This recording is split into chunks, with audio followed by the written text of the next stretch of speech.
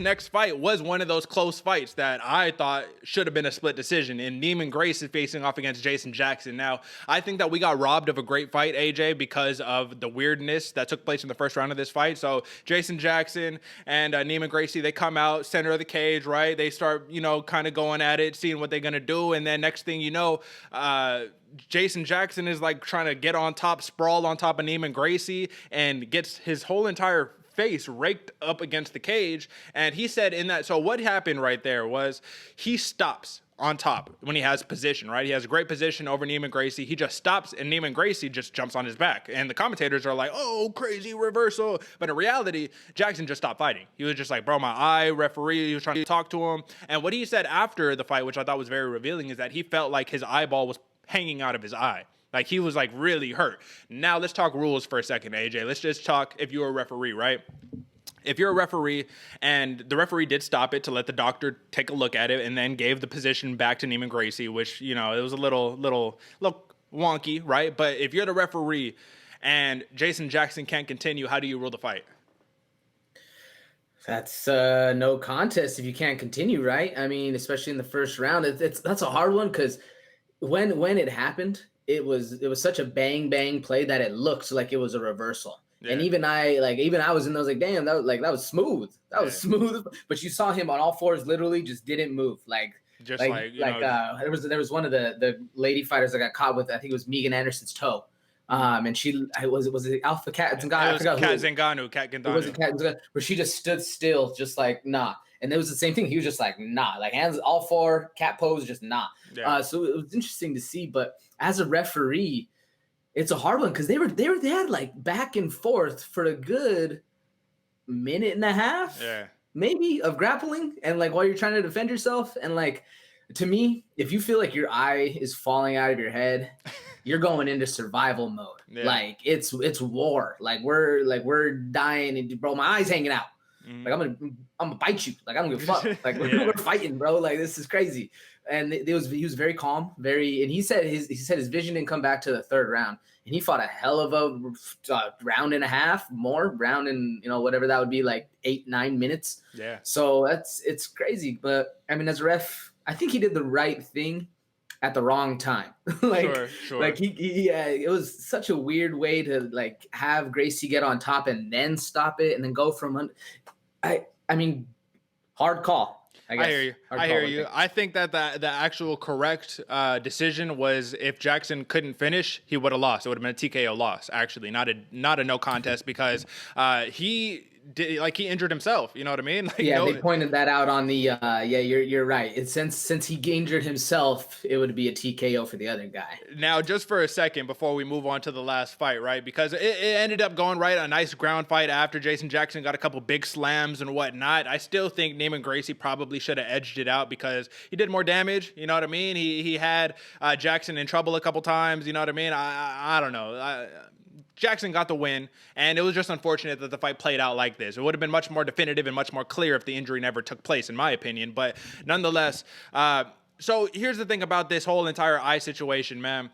When you suffer something like that in the fight, right, and your mind immediately races, you can't control it, right? Your mind just jumps to something, and your mind probably jumps to, oh, I might not ever be able to do the thing that I love ever again because I'm losing my vision. My life is going to be drastically. This is all transpiring while this is happening in that split second, like all these thoughts racing in your mind.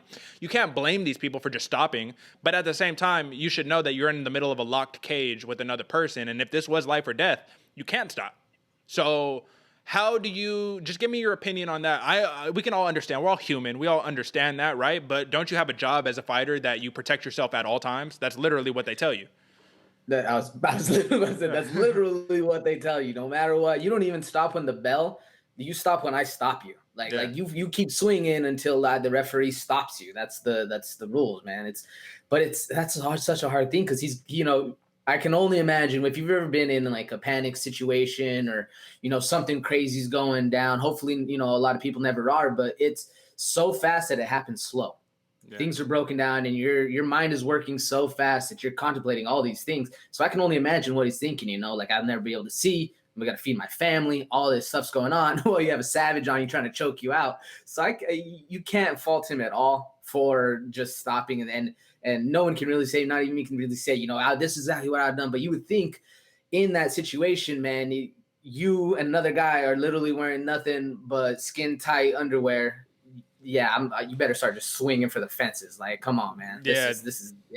That's the part that just troubles me a little bit, because I'm like, I get it. And even for the Cat Zingano, that's a perfect example, because she just froze and she was like, nope. Like, but she's probably thinking too, I just went blind. Like, God damn it. And Megan Anderson is sitting there like, I'm ready to kill this person. You know what I mean? Like, what's up? What are we doing?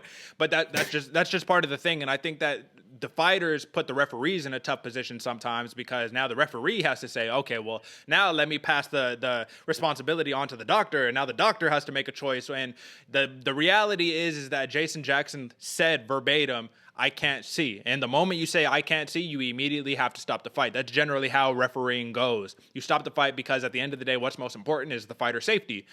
So should this fight have even continued is the question, and probably not. What do you think?